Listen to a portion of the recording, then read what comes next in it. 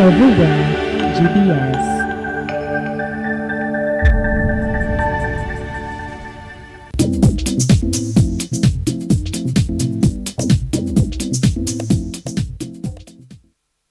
Hello viewer, welcome to Chungu cha Jamii. I'm your host Eunice Mugo. Today on the show we are having a topic on marriage in Africa and looking into the dark side of it. We're having a continuation of the same with a different guest to understand this diverse topic and also insight in regards to marriage. I will allow my guest to introduce himself. Welcome, guest. Thank you, Eunice. My name is David Njero. I am a pastor with the Transformation Ministries or Treasure Church. We are here in Nairobi, Kenya. And apart from being a pastor, I'm married to one female wife, and we are blessed with many children. And apart from that, I'm also a youth mentor and a leadership trainer. And above all, an author, and an author of a book called You're Not a Failure. And that book actually has been nominated for the African Christian Book Award 2024, which will be, the awards will be in Uganda sometime this month. You can find me at David Njero Pastor on Facebook, and of course the other social handles. Thank you. Welcome to the show, Pastor Njero. Thank you so much. A viewer, interact with us across all our social media networks. That's GBS TV Africa. Our SMS line is 21144. So to start with, yes, with your introduction, married to one female wife. Yes. Why so deliberate? Well, it has to be extremely, very, very passionate, and without beating around the bush. Mm-hmm. Because nowadays we have seen even people saying, "This is my wife, this is my husband," and when you look at them, they have the same gender. Then you wonder what went wrong. Mm-hmm. So for me, I'm very specific to make that distinction. And even looking at the scriptures as well, from the book of Genesis, from the beginning of everything, you know, actually God created man, and he removed one rib, and a woman was created, or was actually made from the womb, from the rib. And that woman was taken to Adam, and he said, "This is a woman because she was made from my own flesh." And he continued to say, actually it is God who said, it is not good for man to stay alone. I will make him a helper suitable for him. So a woman or a wife is a helper, suitable helper, to help the man fulfill the vision that God has given from the beginning. And actually, going a little bit further, is that the first mandate that God gave man is to work, because God has prepared a garden, and man was placed there to till and take care of that particular garden. And so as man has a vision, then the woman, the wife, should actually come and support the vision. So together, they then have to fulfill something. So the vision, a suitable helper, a man being the head, and of course the wife being the supporter, the number one supporter. So when you're talking about that, that is exactly how it was created from the beginning. A man getting married to a female wife. And of course it says that a man should leave his family, that is mother and father. The same case with the lady, mother and father, and the two shall be joined together to start a new family together. That's it. Thank you so much for that. Today's topic, you're talking about marriage in Africa, and more so we are looking into the dark side of it. The other day we had an intense conversation regarding the same, but again, we could not exhaust what is there to be looked into. So just to start with, today I want you to help us to understand unmet expectations and delusions. A lot of young people are coming into marriage with expectations that by the end of the day are unmet, and a lot of delusions, looking into mentors, looking into movies, looking into celebrities. You come into your marriage with the delusion that your marriage will be the same. how do we go about it, and how do we help the young generation today to be able to overcome the unexpectations and illusions? Yeah, I would say that the young generation, they are the leaders not of tomorrow, but the leaders of today. And they need a lot of guidance and what we would call a lot of modeling.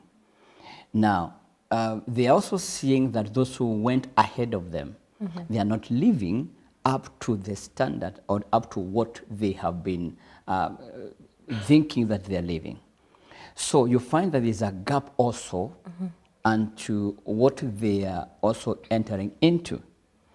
Now, we're also seeing the young people coming into marriage because of what they want from the marriage and not because of what they would want to give into the marriage. Some of them actually want to get married to their fiancés and not their friends. Now, of course, there is a relationship that starts from acquaintance. Some that you all know. You may have quite a number of acquaintances. And then you can see, this is my fiancé. But we have not really agreed that we are going to get married. Because you can always marry a friend. And a friend is somebody you can confide to. So the first thing that normally makes a wrong is make a wrong choice of the person you want to get married to. Then the second thing is that the person you are getting married to, it is like he is already ahead. He has everything that you want. So it is for you to enter into that marriage to enjoy.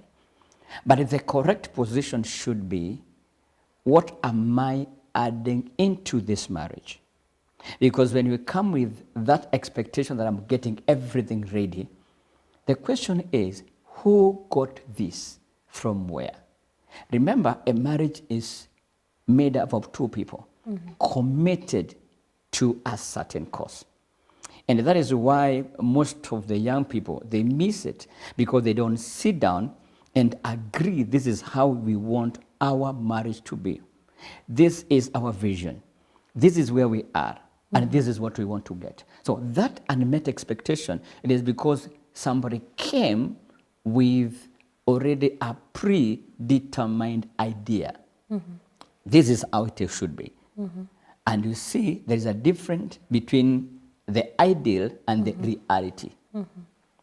If somebody misses to provide because of one reason or the other, now, will the other party blame this other person because of the reality which has come in? And of course, no, because it is something that we need to build. Two people building. So that unmet expectation is something that it needs to be addressed. And one thing that misses, or we find missing in these young people, is that they have no patience to sit down and work something. Most of them, they want something microwave. They want to start something today, and then tomorrow they get the results. But everything that you see today took time to where it is. Yeah. Interesting. Listening to that, that is where you find the communication and also stating what you're coming into marriage for and to do, what, like you mentioned, what are you adding into this marriage, because it's an institution made for two. So at what stage do you talk about this deliberately and getting to know that the intention of party A and party B are this, and are we aligned to continue with this journey, or are we not aligned? At what point do we talk about these very sensitive matters? Well, it should be from the very beginning, because assuming that this gentleman has seen this lady, and there is chemistry, there is an attraction. So what happens from the beginning is they start dating. And once they start dating, and once they agree that we are going to get married, then that is the time now they sit down and do what we call, of course, with the guidance of someone, to go through the premarital counseling. Now, during the premarital counseling is to look at what are your interests? What kind of a person are you? What kind of a personality do you have? What are some of the differences that we have? What are some of the strong points that I have? And what are some of the areas of growth? We wouldn't call it a weakness. Nowadays, we call it our areas of growth. So that when you enter into this marriage, you already know the person that you're getting married to. And when you get married, we don't take advantage of the other. That is why they have to get that right from the beginning before they enter into it. And if we have been very careful, very keen during the marriage ceremony, probably the Christian marriage ceremony, there is a question that the official minister asks. Do you have any reason why you should not get married into a holy matrimony to this particular gentleman? The same question is asked to the lady. Mm-hmm. So both of them are asked the question. So if they say no and this one other says no, that's okay, they go ahead and get married. Now, if they are sincere, then that marriage will last. But if they are not sincere, then after a few years, differences will emerge. But I'm not saying that in marriage differences do not appear, do not emerge, but how do we solve them? Do we sit down and agree? Do we sit down and look for a solution? Because most of the marriages break because they have not intentionally looked at the solutions. So, but when they sit down, there is a quarrel. This is what you did. This is what you did. Instead of saying, okay, this is what has happened. How do we mend this? How do we go together? Mm-hmm. So it has to be from the beginning. Mm-hmm. Start well, move well, and finish well from the beginning. Agree to agree or agree to disagree. Because if one party says, I have a reason of not getting joined together, then that marriage will be called off, or that particular ceremony will be called off. Because no one will force two people to be together. Because when there is a forcing, and then when they enter into a marriage, when they have not agreed, these differences will be very fatal. Mm-hmm. Very interesting listening to what you're saying. You've mentioned that you start swiftly, you move on well, and you finish on well. But again, we don't know the obstacles that are awaiting for us in marriage. How prepared are we today? And also another thing to add on top of that is loss of individualism. You get lost, you even don't know your identity anymore. You get lost of yourself. Being committed into this marriage, maybe bringing up from our great-grandparents' generation, where getting into marriage, you like, I don't want to say a slave, but your sole responsibilities is everything and everything family, that you do not have time for yourself. You even lose yourself for the sake of family. We have had it with our great-grandparents' generation. And today, we are having it different with the generation, young people that you're having today. They don't want to get lost into marriage per se and lose their identity. How do we get to balance that when it comes to marriage? It's very easy. When I talk about easy, of course, it has to be worked on. You mentioned about our grandfathers and grandparents and all that. Now, different cultures take marriage differently. Sure. But it is very good to make the record very straight that marriage is not a prison. It is not a place of maybe a woman being condemned into a baby-making machine and taking care of the children. Well, that is part of it. And a marriage actually, I think it is part of the modern culture today, that when the wife has given birth, the husband should also be there. I know of a young couple that has not gotten a child for 11 years. So they got the first child just recently. And there was somewhere that the man was to go for a week. And he said, I'm very sorry, I can't go. The reason is my wife has given birth. I need to give her support. I need to be there. And that is very, very interesting and very good. Now, I don't know how many men can be able to say so. This is because this is your child, this is your wife. And of course, when this is your child and this is your wife, it means you are part and parcel of that particular growth. And when you are there from the beginning, when the child shows up, she or he will know that dad is available, mom is available, because mom is always there because of the breastfeeding.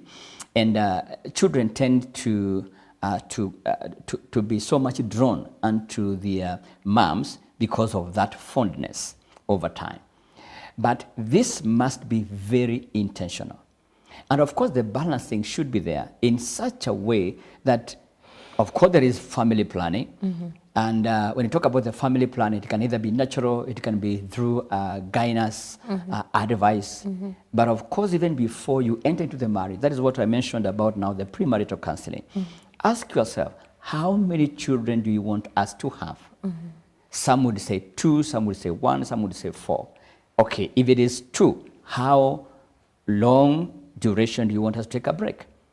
So that at least if this is a career woman, you get married and then maybe the next year you have a child, then say, I need at least a gap of 5 years, so that within that 5 years, the child is old enough and a nanny can be able to take care of this child, go back to your career, advance in one way or the other, then come back, and that is it. But then when it becomes like a staircase, every other 1.5 years you have a child, then now it becomes a problem. I know of a community, an African community, whereby they say the woman only stops giving birth when she can't give any more children. I know of a family which has 11 children from one wife. So that kind of a person actually says, this is a prison, because she has no life of herself. She has lost the identity. But when you plan it so nicely, that is when there is this communication and agreement, agreeing from the beginning. Let there be no surprise, what we would say, surprises. Interesting. When you're saying that this person has 11, okay, it's not even about the numbers, but again, what did we talk about? Because should this be, how do we call it, a deal breaker or a negotiable thing? Because you'll find that a man says, I want to have as many children as possible. When you're just talking about how many children you're going to have, they can give you, like you said, 11, 10. Not knowing they're so like serious about that number. And maybe as the woman, you want like 2, 3 children, or the other way around. I want many children, he doesn't want many children. How do you get to balance and agree in regards to the same, so that you're not losing the identity, you don't feel imprisoned, and also it's something flexible and doable? Because I'm looking at the number 11 and the health of the woman. Yes. Because by the end of it, if that is a culture that says, have as many children until you can't have no more, then I'm wondering about the health of this woman and how she's going to deliver to be a mother and to be a wife at the same time. Well, there is what we call enlightenment, enlightening, somebody being enlightened, empowered, and somebody being knowledgeable. That's why we said we should not be prisoners of our culture. Because if you are prisoner of the culture will not pay your bills. True. The culture will not actually make you the person that you want to be. In many sessions of counseling, we have also seen some people come to us and they say, my husband has refused. This is what he wants. And he becomes like dictatorship, becomes like a dictator. But from the beginning, we are saying that if you really love your wife, if you really love the family, sit down, agree, and then make a decision. Now, the problem actually comes in when you did not have this kind of a discussion from the beginning before you joined in. Now, if I am a wife, tell him, well, thank you so much for the approach. But with that kind of a goal, I'm sorry. Please go ahead and look for someone who maybe is a giant. You know, just turning that kind of a person down very softly.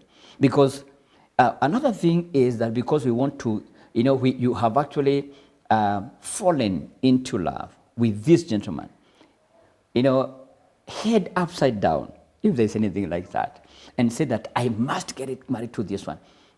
Now you see again, look at it in the future. Why do you want to get married to this person? And this person says that he wants 16 children. Now, of course, you can't. But again, look at it from this perspective. I want us to take a break, but when we come back, I want us to look at it from this perspective. He said he wants 16 children. I've refused to get married to him simply because of the big number. Yeah. And he's like, I'm not able to fulfill that goal. And he'll be like, oh, that's the only problem? Then we'll go with yours. Then we agree. We get into marriage. But when we are there, he goes back Now, to his word. that is what we call a red flag. I want us to take a break, and when we come back, okay. viewers, send in your question, your comments across all our social media networks. That's GBS TV Africa. Our SMS line is 21144. We'll be back shortly.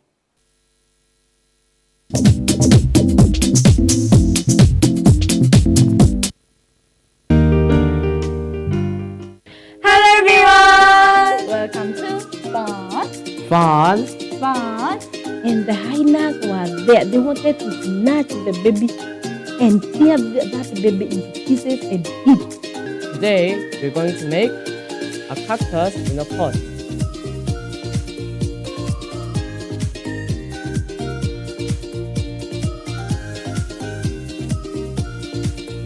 Hey, you, cold on. Are you biting your thumb at me?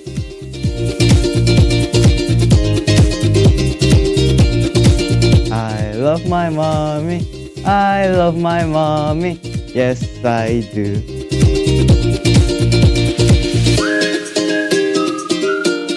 Are you going to show love to your friend? I'm sure you are going to do that.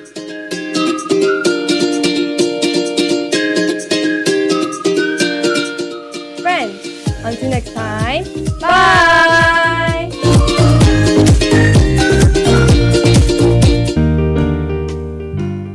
Welcome to the 254 Trivia Game Show, where every second counts and the stakes are sky high. Get ready for jaw-dropping challenges, mind-bending questions, and unbeatable fun. Who will rise to the top and claim the ultimate prize? Tune into GBS TV and let the games begin. Don't miss out. This is the 254 Trivia Game Show. Good luck.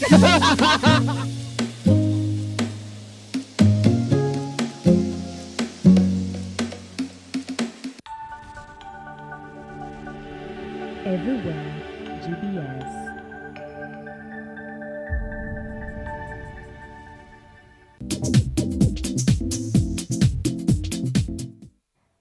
Welcome back, viewer, to Chungu cha Jamii. Today we are talking about African marriage, and we are looking into the dark side of it. Send in your question, your comments across all our social media networks. That's GBS TV Africa. Our SMS line is 21144. So before we went on a break, we have mentioned about being deliberate when you're marrying, and also being able to communicate. Yeah. We were looking into loss of individualism, and now we were in an area of getting married to this person who says he wants, we even had that figure, 16 children, and I want 2. Yes. But when we are talking about this, and you've said we just said politely, I'm not able to meet that goal, and he's like, oh, you've clicked everything, he's clicked everything apart from the number of children. Yes. Now, he says, 16 is only the big issue. We'll go with yours. You want 2? Sawa.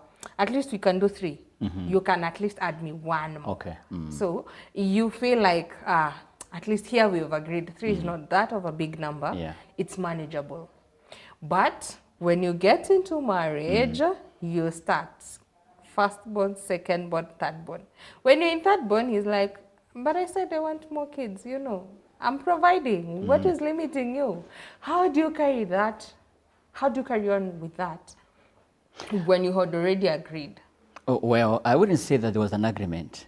There was coercion.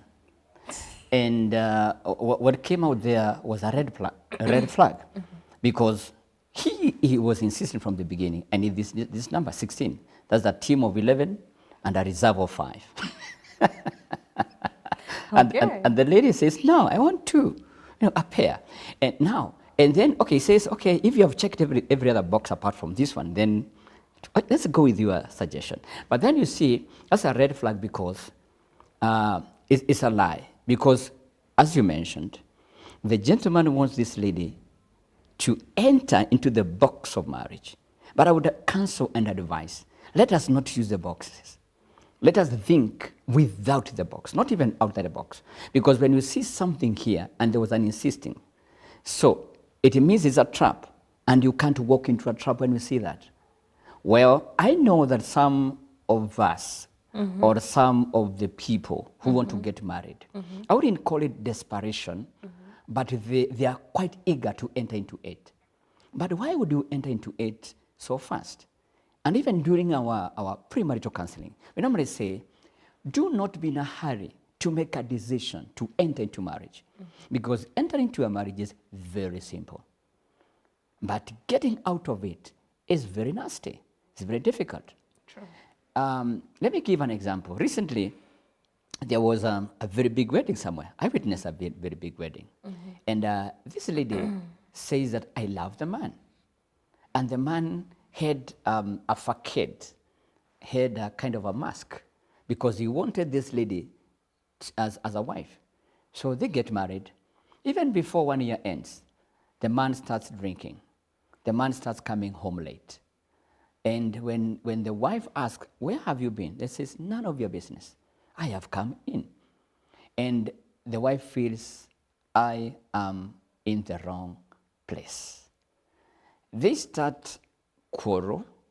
They start having differences. And then they say, we cannot continue like this. And it was a big wedding. But what we are saying is this. People get into the marriage for wrong reasons. But when there is the correct one, of course, when you look at some statistics now, you'll find that there's a lot of breakages because of so many dark sides. And of course, some of them is because there was no adequate preparation before you enter into it. For me, I'm married now for 20 years, only 20 years. And we got married in 2004, June 19. And before we did our marriage, we had courted for about a year. And we did our wedding preparation for 9 months. And we looked at the pros and the cons. What is your like? What is your dislike? And of course, during that time, as we grew together, there's some challenges, of course. But we are very, very deliberate in handling those issues. We are not saying that we are the best model. But what I'm saying is, when you are committed to something, you will do everything that you can to make sure that it has worked. Even when I was coming this morning, I told my wife, I'm going to the studio. And after this is my program of the day.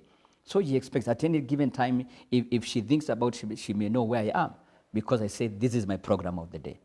And that is being transparent, being open. In actually Genesis 2:25, for those who read the Bible, the scripture says the two, that is the Adam and Eve, they were already married. And it says that both of them were naked and they were not ashamed. So the nakedness we're talking about here, it is not without clothes. It is actually being transparent, being vulnerable.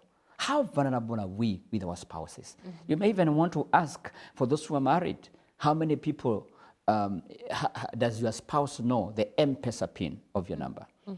Does they know the PIN of your ATM card? Do they know how much you have in your bank account? And you see, these are some of the things now that raise issues after, God forbid, when one of them, for one reason or the other, departs. And then you find that there's a lot of secrets, a lot of wealth, a lot of property just gets lost because there was no transparency. But if there was transparency from the beginning, you'll find that it is, we are building this together. So that bit of using a bait so that you can have someone in your side, it is also egocentric.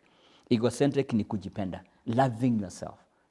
And that also you find also when you're already inside now, even when you're doing your thing as married couple, you'll find that you want your own, to satisfy your own pleasure. But in fact, the thing should be, you should strive to satisfy your spouse. A lot of people don't know that. Actually, we're having a lot of marriage counselors coming out saying that that one should be very intentional and Yes. deliberate, that you should not be thinking of yourself first, Yes. but thinking about your partner. Exactly. You mentioned something very interesting here. You've given an example of this couple that got into marriage and this one coming in late and doesn't want to be asked. When you are looking into the matter of being open in terms of communication, being vulnerable, as you're saying, when you add it up with the power dynamic and the controlling part of it, Yeah. how are you supposed to balance? Because maybe you're not able to see this when you're dating, or when you're dating, you saw it as love. But when you're into marriage and this person is so controlling and this person is using his powers in terms of maybe monetary, in terms of maybe support, and now he's like taking control and you are being like oppressed, you have no voice of your own. How are you able to come out of it and also maybe balance if you had not seen it before you getting into marriage, or it's coming out when you're in marriage? Well, the power thing is, I would say that it is something wrong. Because when you're exercising your power, it means that you have a subject. And the subjects have to be subjected. They have to be put under control. But you mentioned about love. But I would also say some people mistake infatuation for love. It is just a lush of a feeling that I love this person, that I want to have this person, I want to be with this person. But then there's no basis of that love. Love is something that grows. And of course, there are some love languages, of course. There are some people who use the touch. Others feel that when you bring a gift for me, you love me. So you have to know exactly what kind of a love language your spouse gets or understands most. Now, when we talk about the love from the beginning and the power control, remember, when you get married, you become one flesh. It is one thing. So you're not living for yourself, you're living for the other, so that you grow together mutually.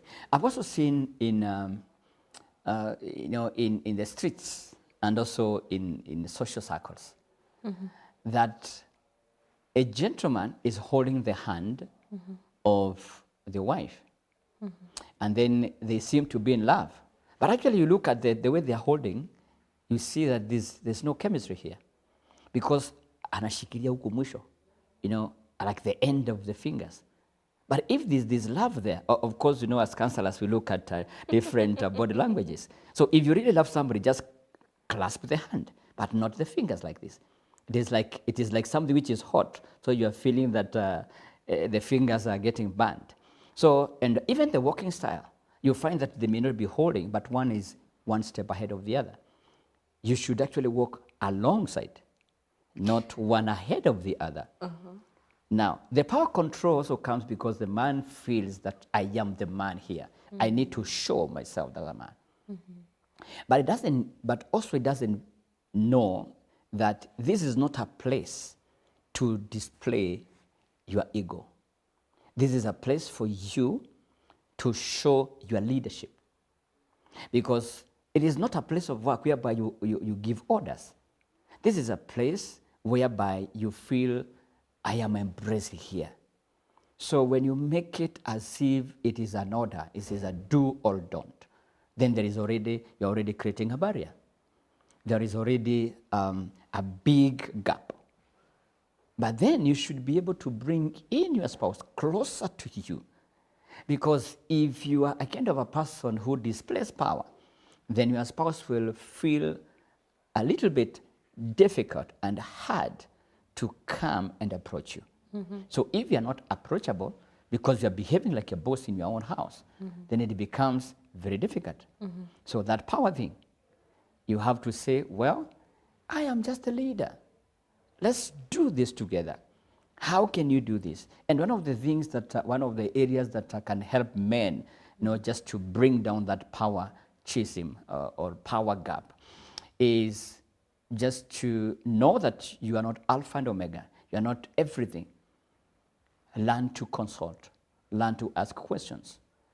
As much as, let the wife also feel that I contributed to this decision. As much as the man is the final, but let the wife feel I contributed to this. Bring it together. Suppose we do this. I am intending to do A, B, C, D. What is your feeling about this? Should we do it in next year or 2 years' time? Then you say, no. Don't go that direction. Please shelf that idea. And if there is a man enough who doesn't want to show that he is powerful, you will shelf it. Because for the sake of the feelings and the emotions of the wife. Because of course the wives, they go with the feelings and the emotions. But men are reasonable. They keep on reasoning, why has she said this? But we may not get that answer. Yeah. Interesting that you've mentioned about emotions and the feelings being driven with. I want us to look at the emotional and physical distance. Like mentioned before, a lot of people are coming out to display their grievances when it comes to matter relating marriages. And you'll find a lot of people are saying that they are emotionally distant and physically distant. I wouldn't say long distance relationship per se, but we are in marriage, we live together, but you are very emotional distant and physically distant. How do we come out of this? Because this is becoming the giant in the room, because people are not talking about it. And if I talk about it, again, unasema nema feelings.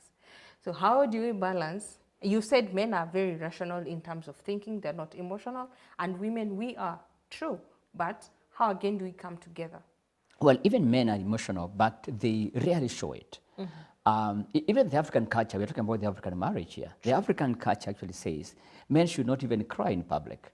That is even when you find in church ladies, they bring the praise and worship. They have actually, they have drowned, if I can say so, into the presence of God, and then they let go their emotions, tearing up, and just lying flat on the, on the carpet or something like that.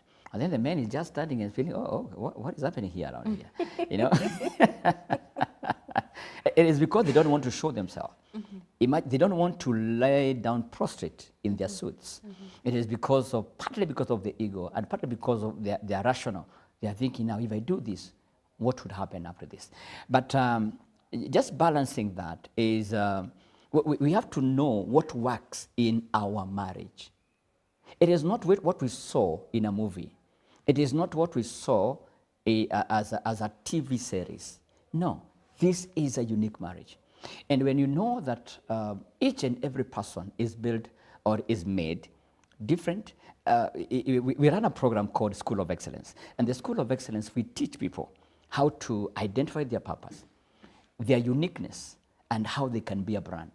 Now, when two people come together, they are coming from diverse backgrounds. So you have literally to learn on how to cope together. So I would say that for the first 1 year, it is actually a time to learn your spouse. What does she like? What does he like? What are some of the things that make him angry? What are some of the things that make her wow? So you look at those things, and of course you can never learn somebody 100%.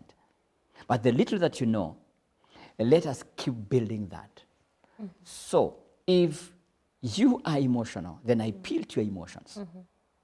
If you know that I'm a reasonable person or a rational person, then bring that issue whereby I can be able to rationalize a little bit, and then get from where I am, and also try to come where you are. And also move from where you are, and also make a step. So if I make one step towards you, you don't make one step behind. You make one step towards.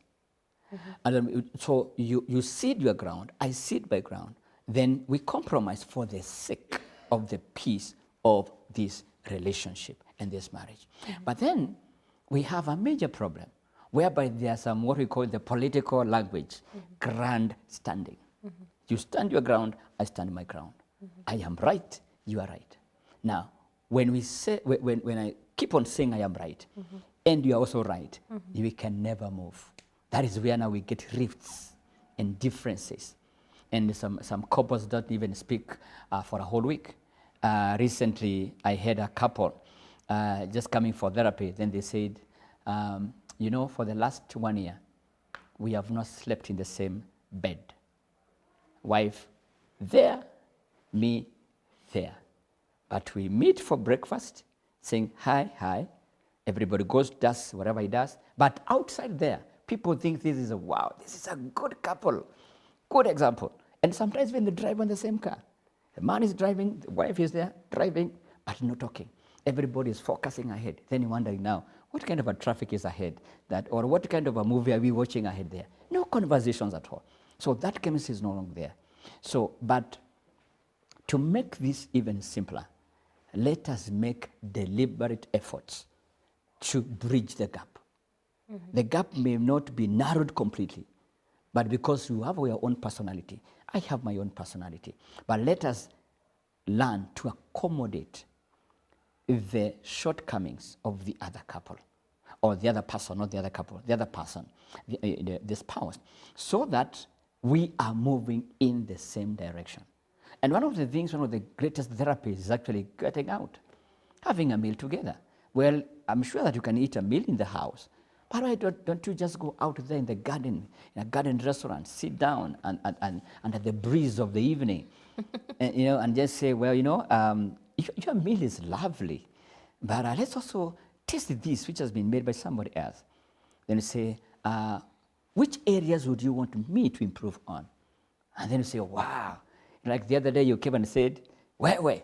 No, I don't like that kind of a Wewe. Just call me by name. Then you say, which name now? Which name, honey? Then you give a high five. And then you just start laughing and smiling. By the time you reach home, wow, you'll be treated like a king and a queen. It's so much interesting listening to that, because I think those are the small things that Definitely. a lot of people don't take into consideration. Yeah. I want us to take a break. Yes. And when we come back, we'll be taking in questions that have been sent in by our viewers. All right. That they want you to answer them for them. Okay. Viewers, send in your question, your comments across all our social media networks. That's GBS TV Africa. Our SMS line is 21144. We'll be back shortly.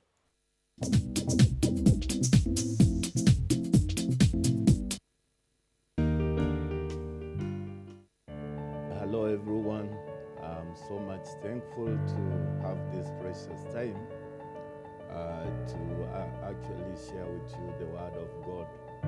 When I was growing up and when I was attending church, my former church, I was taught that, you know, although I'm saved, but as I, you know, when I commit sin, I become a sinner. And then when I become a sinner, again, I repent my sin every day for it to be forgiven, so that I can be assured of salvation. But when I was living a life of trying to confess my sin each and every day, and believing that I'm a sinner, actually I could not have an assurance of my salvation in my heart. So I thought, and I was taught that my sin is, you know, the deeds which I do outwardly. Until the time I came to realize, for sure, I'm a person who cannot really do good. The problem is not the deeds which I'm doing outwardly. The problem is the core. The core of my heart itself is evil. You know, Jesus, what he did, you know, he lived among us. And then he died on the cross because of our sin. And then he rose again. The reason why now he did not just resurrect and go to heaven, it is because of, you know, to meet the disciple and to witness that, you know, sin and death could not have any power in his life. He wanted to manifest that eternal life.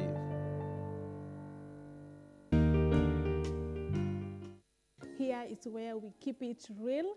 We talk about everything that affects women out here. My community, like, we raise girls to be wives and something. So when it comes to kufanya like music, career, kukua nini, it's kind of difficult. But I decided to fight that. Like, mi pia niko na goals. I wanted one day nikuwe kwa TV. I wanted one day nifanye kwa radio. The community that you came from, they believe that as a young girl, you need to get married, you need to take good care of your babies and your husband. But now you came out as a musician and you want to do your own things. How about your parents? Are they supporting you? Mom went nikiwa mdogo sana, nikiwa class 4. My mom went na akatuacha na mzae. So I had no one to talk to. So the feelings and everything, nikikuwa na stress, I used to write. So hapo ndo mimi nilianza kuandika song. I guess my first song niliandika nikiwa class 4. I'm so happy about you because wewe hata sijui, I don't know what triggered you. Ikamusha your alarm like you need to do this and you're Everywhere GBS.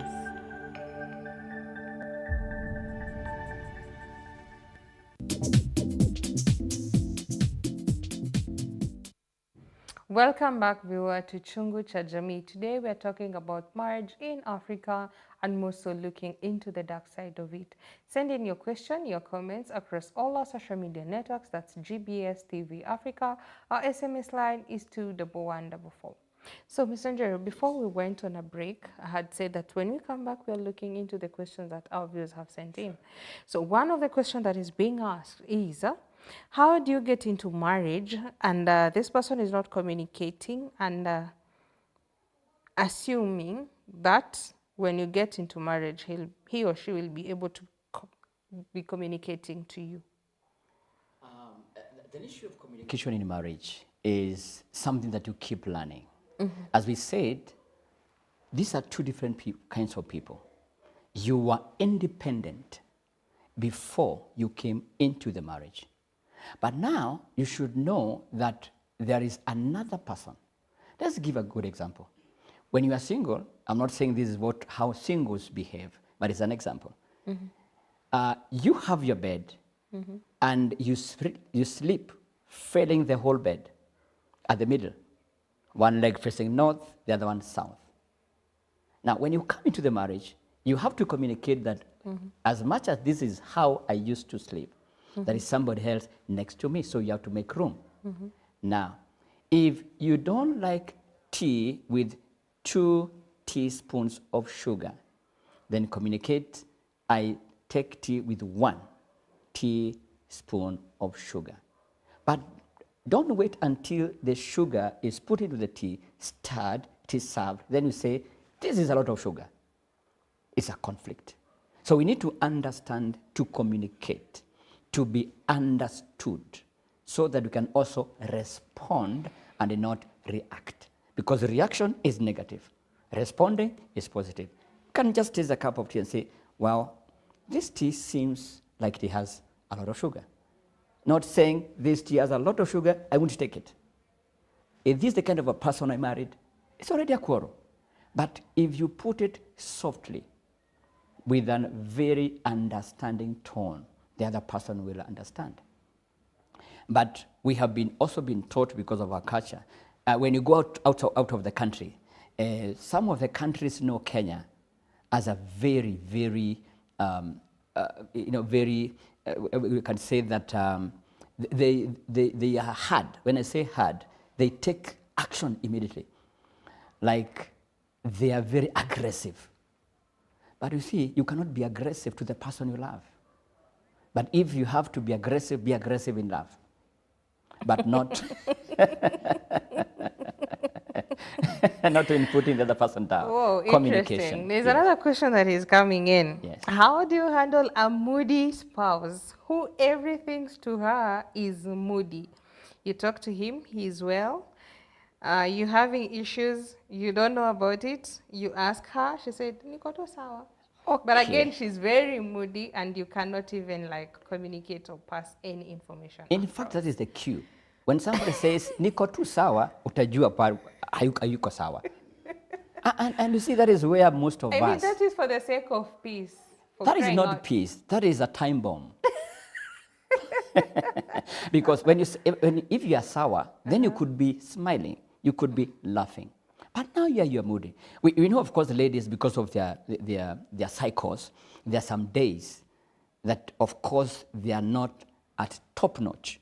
And we understand. But you cannot be moody from Monday to Sunday unless there is something else behind that. So if that person, who is the spouse, he needs now to find out what causes this person to be moody all through. Because there's always a cause.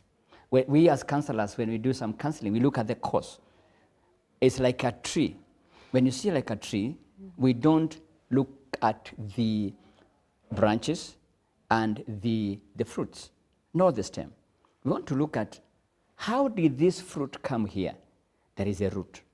So we look at the root, we go to the stem, branches, and then the fruit. But because when you deal with the fruit, we have not dealt with the root cause. So, niko tu sawa ni fruit. But what is the root? Sour. And of course, we need to have a honest conversation. And the sour, it is not an answer. It needs to be explained. Yes. Interesting. Yeah. Another question that is coming in is, how do you deal with a spouse who prioritizes going out with friends and not you? So most of the time you're left at home, but he or she prioritizes going out with friends. Anytime you're ball, I'm out with my friends. Ni movie night, I'm out with my friends. You're like forgotten at home. Then I would then say that the priority of this person is not the person who is in the house. It is the person out there. And if he or she finds solace out there, then he better be there outside. But I'm not saying that he should get away.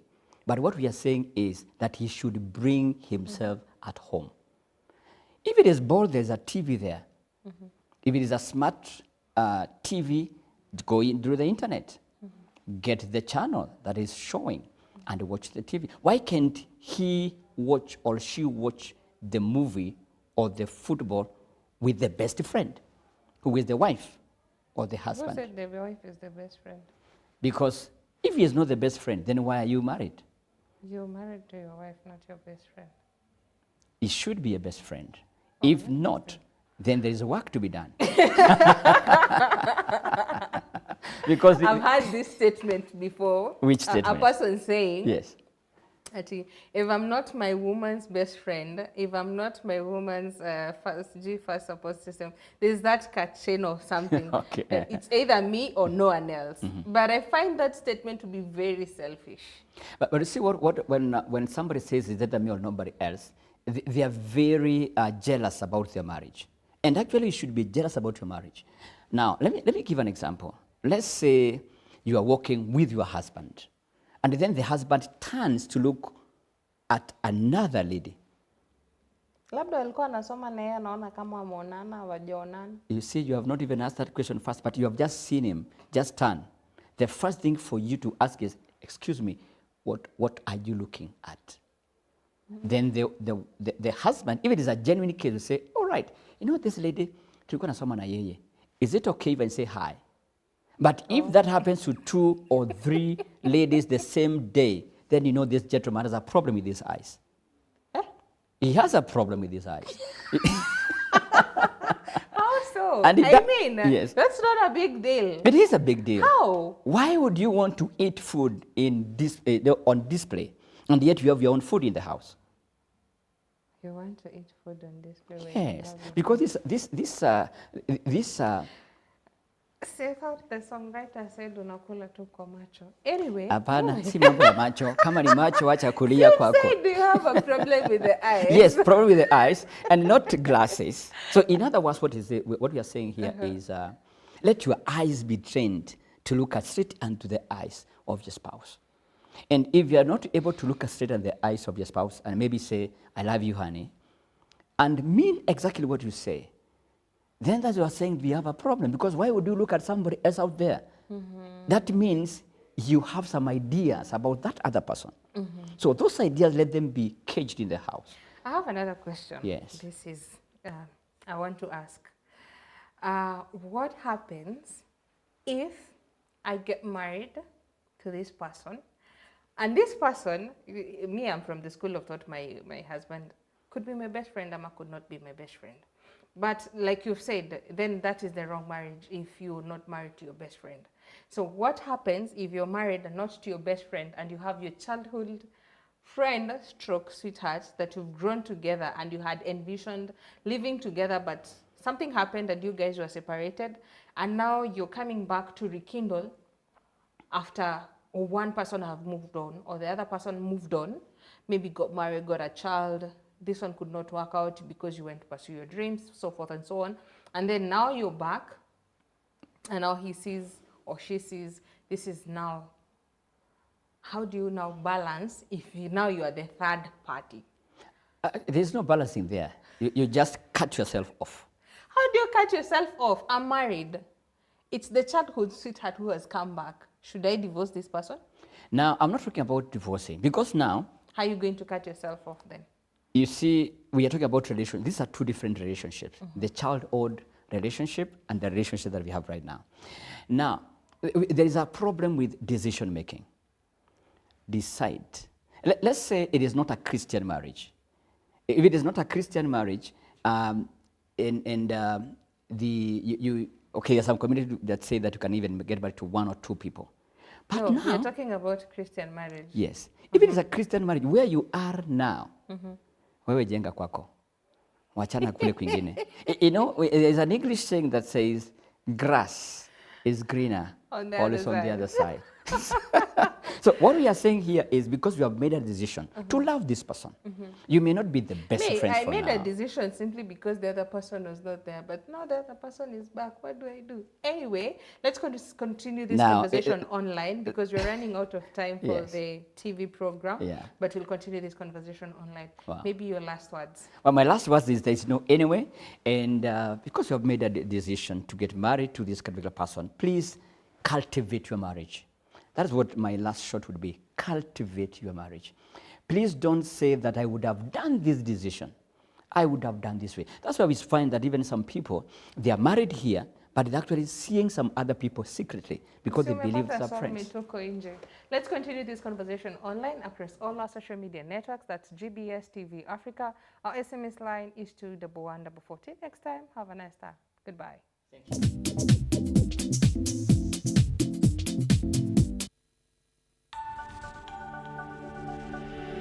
Everywhere, GBS.